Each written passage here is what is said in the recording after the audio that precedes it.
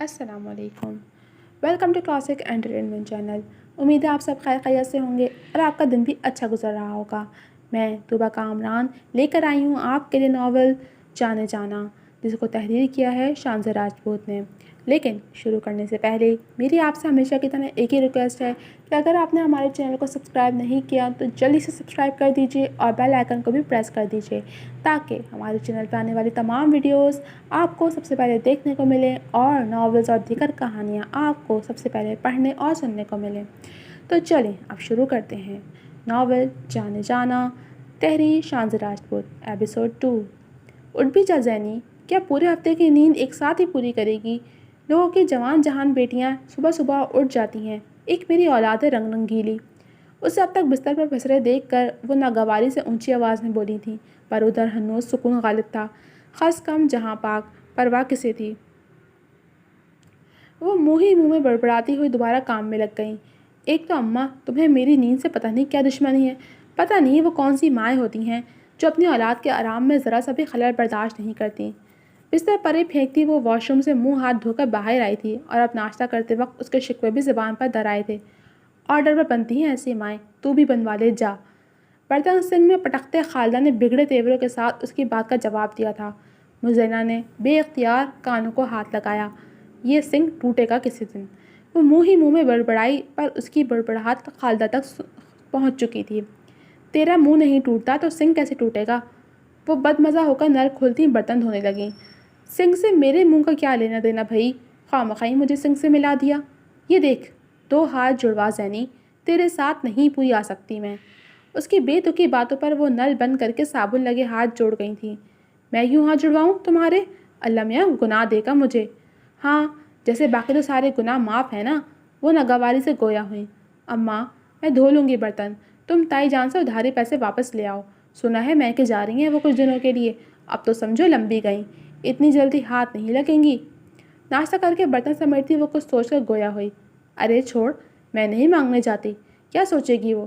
بندے کو خود ہی احساس ہونا چاہیے نا کہ بیوہ عورت ہے، جوان جہان بچی کا ساتھ ہے، بھلا وہ کیسے گزر بسر کرتی ہوگی. جوان بیٹا ہونے کے بعد بھی در در پیسے مانگتی ہے. بگاڑ کر رکھا ہوا ہے بیٹے کو. پورا دن گلی کے آوارہ لڑکوں کے ساتھ گھومتا پھرتا ہے. نہ معلوم تیرے باپ نے ایسی کون سی خوبی دیکھی تھی اس شہزادے گلفام میں جو تیرا رشتہ جوڑ دیا. خود تو مر گیا، میرے سر پہ عذاب مسلط کر گیا. تیز آواز میں بولتے بولتے وہ مدھم لہجے میں بڑبڑانے لگیں. ماتھے پر سوچ کی لکیریں تھیں.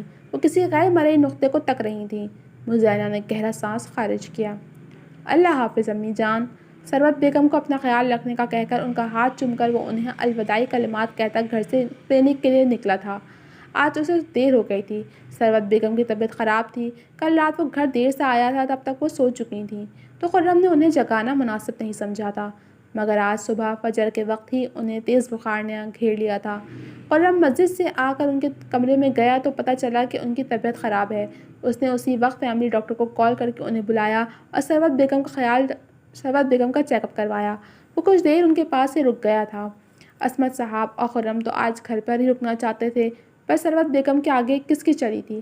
خرم تو انہیں ڈھیر سارے تاکید کر کے نکل گیا تھا، جبکہ عصمت صاحب بیگم کی ضد کو خاطر میں نہ لاتے ہوئے ان کا خیال رکھنے کے لیے آفس سے چھٹی پر تھے. بھابھی کو بتایا کہ تو شادی کے لیے راضی ہے؟ چائے کے گھٹ بڑھتا وہ اٹھ شیر سے موبائل پر گفتگو کر رہا تھا. کل سے کوشش تو کر رہا ہوں بتانے کی، پر وہ تو کچھ سننے کو تیار ہی نہیں ہے. رات جب گھر گیا تو کمرے سے باہر نہیں نکلی. کھانا بھی ملازم نے سرو کیا تھا. صبح میں بات کرنا چاہ رہا تھا پر انہوں نے موقع ہی نہیں دیا اور عماز کو اسکول چھوڑنے کے لیے نکل گئیں. لہجے میں افسردگی سموئے سیٹ کی پشت ٹیک لگائے ٹانگ پر ٹانگ دھرتے ہوئے جواب دے رہا تھا. تو اس سے ایک بات نہیں کی جا رہی، تو شادی کیا خاک کرے گا؟ خرم نے اسے لتاڑا تو وہ سوچ رہا تھا کہ اب تک لڑکی ڈھونڈنے کی مہم بھی شروع ہو چکی ہوگی. تو اپنا منہ بند نہیں کر سکتا؟ اٹھ شیر نے دانت کچکچائے. ایک تو وہ پریشان تھا، اوپر سے وہ اسے باتیں سنا رہا تھا. گونگی کال سننے کا موڈ ہو رہا ہے تیرا، یا صرف میری سانسیں سننے کا خواہش مند ہے؟ ویسے اس میں کوئی حرج بھی نہیں ہے. جب تک بیوی نہیں آ جاتی تب تک مجھ سے کام چلا لے. خرم نے شوخ لہجے میں کہتے اسے سلکایا تھا. خدا نہ کرے کہ مجھے تیری گندی سانسیں سننی پڑیں. اس کے تپے تپے انداز پر خرم کا کہکا چھوٹا تھا. تو تیری سانسوں میں کون سا عطر بنفشہ گھلا ہوا ہے؟ تو تھکتا نہیں؟ خرم بول بول کر اس کی شوخیوں پر تنگ آ کر اس سنجیدگی سے گویا ہوا. Okay now I am serious. تو نہ حماس کو اسکول سے اٹھا لے، مطلب چھٹی کے وقت سے گھنٹہ پہلے اسے اپنے آفس لے آ۔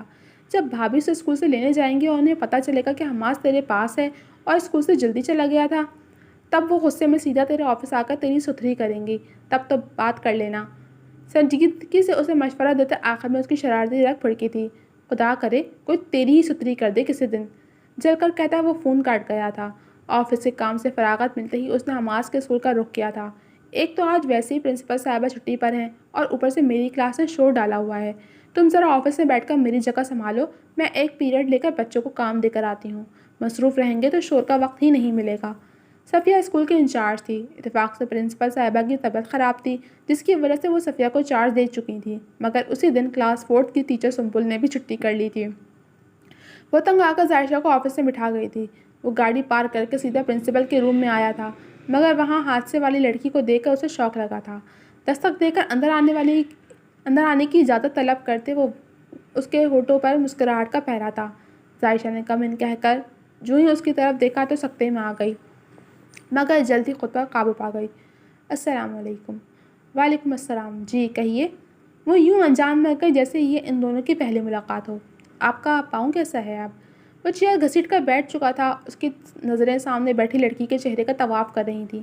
اجلی رنگت، میک اپ سے پاک فیروزی دوپٹے کے حالے میں دمکتا چہرہ اور اس چہرے پر چھائی گہری سنجیدگی اس کے وقار کا پتہ دے رہی تھی۔ نیلے سمندر جیسی گہری اس کی آنکھوں میں اٹھ شیر نے خود کو ڈوبتا ہوا پایا تھا اور جیسے بچاؤ کا کوئی راستہ نہیں تھا۔ اپنی حالت پر وہ خود کو بے بس محسوس کر رہا تھا۔ نظریں اس کے معصوم اور شگفتہ چہرے سے ہٹنے سے انکاری تھیں۔ آپ یہاں مجھ سے یہ پوچھنے کے لیے آئے ہیں؟ ظاہرہ نے ناگواری سے سوال داغا، جس پر اٹھ شیر کی گھنی مونچھوں تلے انابی ہونٹوں کو مسکراہٹ نے چھوا تھا۔ جی نہیں، اس حسین اتفاق کا مجھے قطعی اندازہ نہیں تھا۔ میں تو یہاں اپنے بھتیجے کی چھٹی لینے آیا ہوں۔ اٹھ شیر ٹانگ پر ٹانگ جمائے فرصت سے اسے دیکھ رہا تھا، جبکہ ظاہرہ نے اس کے ادا ہوئے لفظ حسین پر خود میں ابال اٹھتا محسوس کیا تھا۔ کس سلسلے میں چھٹی چاہیے آپ کو؟ ظاہرہ نے چونک کر کڑے تیوروں سے استفسار کیا۔ یہ جاننا آپ کے لیے ضروری نہیں ہے۔ اٹھ شیر کی لاپرواہی دیکھنے سے تعلق رکھتی تھی۔ ظاہرہ کڑ کر رہ گئی۔ بغیر وجہ جانے تو بچے کو چھٹی نہیں مل سکتی۔ آپ مجھے یعنی اٹھ شیر کو انکار کر رہی ہیں؟ اس کا نتیجہ جانتی ہیں؟ اٹھ شیر کی مردانہ انا اودائی تھی۔ وہ اپنے مخصوص لہجے میں سرد انداز لیے گویا ہوا۔ میں صرف اتنا جانتی ہوں کہ بغیر کسی ٹھوس وجہ کے بچے کو چھٹی نہیں مل سکتی۔ ظاہرہ کے لہجے میں بھی اس بار سختی در آئی تھی، جس پر اٹھ شیر کی آنکھیں کسی احساس کے تحت چمکی تھیں۔ آپ کو تو چھٹی مل سکتی ہے نا، بھتیجے کی جگہ آپ کو لے جاتا ہوں۔ سامنے موجود لڑکی کو دیکھ کر نہ جانے کیوں اس کا دل بے قابو سے ہوا تھا اور یوں ہی شرارت پر آمادہ تھا۔ لب دانتوں تلے دبائے وہ گہری نظروں سے اسے دیکھ کر بولا تو ظاہرہ کا چہرہ پل میں سرخ ہوا تھا۔ اس بےہودہ گفتگو پر اس کی مٹھیاں بھیج گئی تھیں۔ وہ ایک جھٹکے سے سیٹ سے اٹھی تھی۔ ہمت کیسے ہوئی آپ کی میرے بارے میں ایسی گھٹیا گفتگو کرنے کی؟ اپنی حد میں رہیں مسٹر، میں اتنی گری پڑی ہرگز بھی نہیں ہوں۔ آج یہ بےہودگی برداشت کر لی ہے، مگر آئندہ یعنی آپ آئندہ ملاقات کا ارادہ رکھتی ہیں؟ اٹھ شیر نے کھڑے ہو کر پینٹ کی پاکٹ میں ہاتھ ڈال کر دلکش لہجے میں کہتے مسکراہٹ دبا کر اس کی بات بیچ سے ہی اچک لی، جس پر ظاہرہ کا پارا مزید ہائی ہوا تھا۔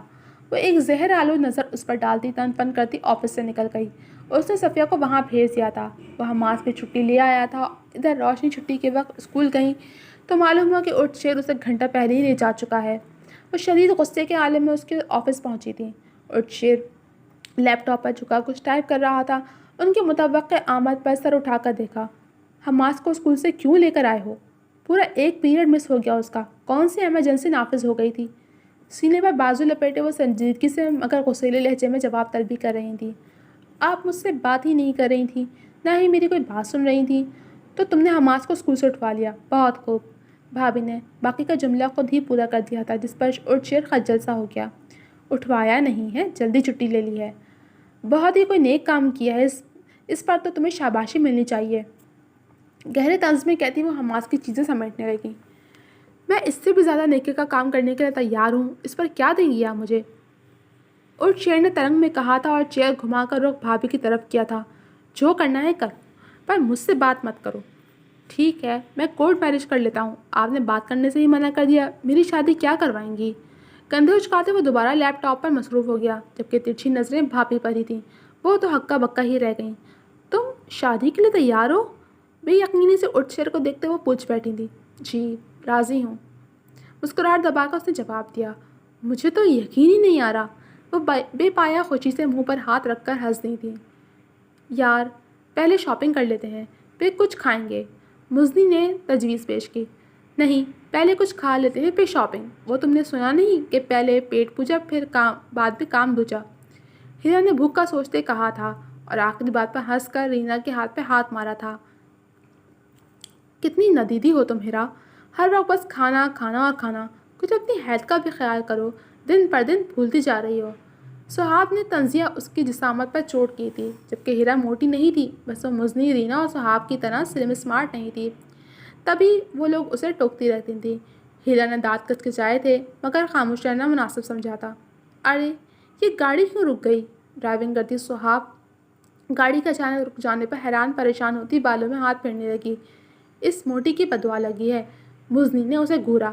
او یو جسٹ شٹ اپ مزنی، بددعاؤں سے بھی گاڑیاں خراب ہوتی ہیں کیا؟ بگڑے موڈ کے ساتھ وہ گاڑی کا دروازہ دھاڑ سے بند کر کے باہر نکلی۔ اس کے پیچھے ہی وہ تینوں بھی باہر آ گئیں۔ کھانا کھا لیا، کھانا ہو گئی، شاپنگ، مزنی نے افسوس سے کہا۔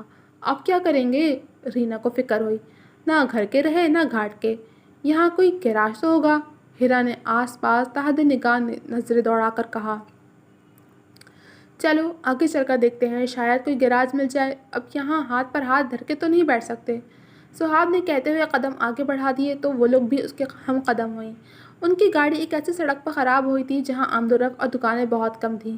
15 منٹ کی پیدل مارچ کے بعد انہیں ایک گیراج نظر آیا۔ اے سنو، تمہارا مالک کدھر ہے؟ گاڑی کا ٹائر ٹھیک کرتے بچے سے سہاب نے ایک کارست سے پوچھا، جس کے ہاتھوں، پاؤں اور کپڑوں تک پر کالک لگی ہوئی تھی۔ بنا چپلوں کے پاؤں گرد آلود تھے۔ سہاب کو ایک دم ہی اسے دیکھ کر کہانے لگی تھی۔ پہلی بات، اپن یہ نہیں ہے۔ دوسری بات، اپن کا نام جمیل عرف جیمی ہے۔ تیسری اور آخری بات، اپن کا مالک اوپر ہے اور شے رکھ کے بالکل قریب ہے۔ اس بچے نے سنجیدگی سے اپنی بات مکمل کر کے دوبارہ کام پر توجہ کی۔ مزنی کا منہ کھل گیا۔ سہاب تو اس کے طرز تخاطب پر ہی چکرا گئی۔ تمہیں تمیز نہیں ہے بات کرنے کی؟ کیا اپن لگا رکھا ہے؟ وہ ناک سکوڑ کر بولی تھی۔ آپ کو تمیز ہے کیا؟ بچے نے الٹا اس سے سوال کیا۔ تم سے کہیں زیادہ ہے، سہاب نے طنزیہ کہا تو جمیل ہاتھ جھاڑتا اس کے پاس آیا۔ تو اپن کو سکھا دو تھوڑی سی۔ اب کہ جمیل نے بھی اسی کے لہجے میں بات کی تھی۔ تمہاری اتنی ہمت، مجھے جواب دو کہ کہاں ہے اس گیراج کا مالک؟ بلاؤ اسے۔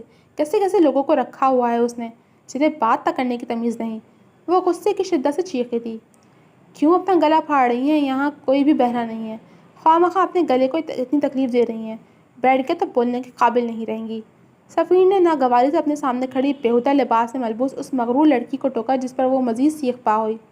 اوہ، تو مالک بھی نوکر جیسا ہی ہے، وہ تمسخر اڑاتی بولی۔ آپ کو اپنی بوریت مٹانے کے لیے کوئی اور نہیں ملا جو ہمیں پریشان کرنے چلی آئی ہیں؟ وقت نہیں گزرا تو کسی فارغ مسرنڈے کے پاس جا کر باتیں کیجیے اور ہمیں ہمارا کام کرنے دیجیے۔ سفیر سنجیدگی سے کہتا مڑنے لگا تھا کہ مزنی نے اسے مخاطب کیا۔ سوری بھائی، ایسی کوئی بات نہیں ہے، دراصل ہماری گاڑی خراب ہو گئی ہے اور یہ جو میری دوست ہے نا، اسے پیدل چلنے کی عادت نہیں ہے، وہ بھی اتنی گرمی میں، بس اسی وجہ سے تھوڑا غصہ ہو گئی ہے، مزنی نے معذرت خواہ لہجے میں کہا۔ گرمی سے ان کا brain system out of control ہو گیا ہے، گھر جا کر تھوڑی دیر کے لیے فریج میں رکھ دیجیے گا۔ وہ سر جھٹک کر کچھ فاصلے پر کھڑی گاڑی کو دیکھنے چلا گیا۔ سہاب نے مٹھیاں بھیج کر دانت پیسے۔ مزنی نے اسے ٹھنڈا کیا۔ گیراج والے کے نخرے تو چیک کرو، کرسٹل پیلس کے شہزادے جیسے ہیں۔ آیا بڑا شہزادہ گلفام۔ وہ اسے گاڑی ٹھیک کرتے دیکھ بڑبڑائی۔ سفیر اور جمیل گاڑی کو دھکا لگا کر گیراج تک لے آئے تھے، انہیں کافی وقت لگا تھا۔ کیا ہوا ہے گاڑی کو؟ اسے گاڑی کا بونٹ بند کرتے دیکھ کر ہیرا نے تفکر سے پوچھا کہ کہیں بڑا مسئلہ ہی نہ نکل آئے۔ اسے فریج میں رکھنے کی ضرورت ہے۔ اس نے جس بات کا حوالہ دیا تھا، مزنی اور رینا کی ہنسی چھوٹ گئی۔ غصے سے سہاب کی آنکھیں سرخ ہو گئیں۔ تم 2 ٹکے کے کار میکینک، اپنی اوقات میں رہو۔ حیثیت کیا ہے تمہاری میرے سامنے؟ میں چاہوں تو 2 منٹ میں تمہارا یہ سو کالڈ گیراج حسب حدیث سے مٹا دوں۔ انگلی اٹھا کر اسے کہتی وہ غم و غصے سے پاگل ہونے کو تھی۔ حیثیت ہی کیا تھی اس کی؟ کس بات کا غرور تھا اس 2 کوڑی کے کار میکینک کو؟ نہ جانے کس بات پہ کر رہا تھا وہ، نہ شکل اچھی تھی نہ ہی جیب میں پیسہ تھا، یوں ہی اچھل رہا تھا۔ آپ کے پاس پورے 10 منٹ ہیں، مٹا دیں اس گیراج کو صفحہ ہستی سے۔ سکون سے کہتا وہ پلٹ کر ایک کار کے نیچے لیٹ کر کام میں لگ گیا۔ سہاب کی رگیں تن گئیں۔ انف سہاب، کیوں خواہ بات بڑھا رہی ہو؟ فی الحال ہمیں یہاں سے نکلنا ہے، جس کے لیے گاڑی کا ٹھیک ہونا ضروری ہے۔ مزدن نے دبی آواز میں اسے گھرکا تو وہ خاموش ہو گئی۔ بھائی، اپنی سرپھری دوست کی طرف سے میں معافی مانگتی ہوں، ہماری گاڑی ٹھیک کر دیں۔ مزدن نے التجائیہ لہجے میں کہا تو وہ باہر نکلا۔ اپنی سرپھری دوست کو ذرا عقل دیجیے، مردوں کو انگلی دکھانا اور دھمکی دینا بھاری پڑ سکتا ہے۔ ہر کوئی میری طرح نہیں ہوتا، کچھ مرد اپنی طرف اٹھنے والی انگلی توڑ دیتے ہیں۔ گاڑی ٹھیک کر کے وہ ہاتھ جھاڑ کر دور ہٹا۔ جی تو جناب، کیسے لگی آپ کو یہ قسط؟ امیدیں پسند آئی ہوگی۔ کمنٹ سیکشن میں اپنی رائے کا اظہار ضرور کیجیے گا۔ جلد ملوں گی آپ سے اگلے قسط کے ساتھ، تب تک کے لیے اللہ حافظ۔